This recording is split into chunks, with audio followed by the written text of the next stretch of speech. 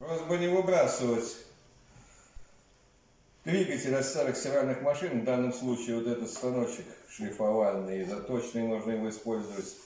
Изготовлен из двигателя стиральной машины с двумя обмотками, пусковой и рабочий. Он уже собран, поэтому я продемонстрирую, что его возможности, а потом буду изготавливать еще такой же. Тогда уже покажу, как все там будет все собираться. Итак, мощности его хватает, чтобы подточить. Попробуем продемонстрировать его некоторые возможности.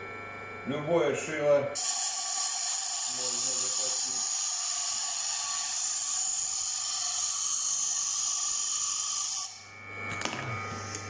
Любой ножичек.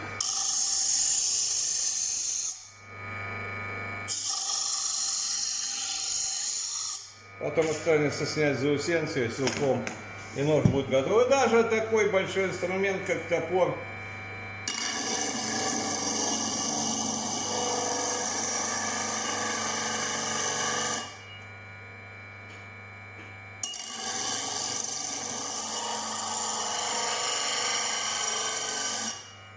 не говоря о том, что уже можно будет на нем любую древесину доводить до шифровки, какие-то мелкие поделки шлифовать. То есть возможности его довольно-таки большие.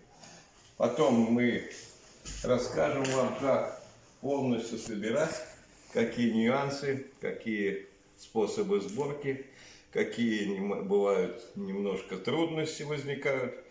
Но я считаю, что выбрасывать такие двигатели от старых стиральных машин ни в коем случае нельзя. Тем более разбирать их на медь. Меди там совсем немного, овчинка выделки не стоит. Все. Да.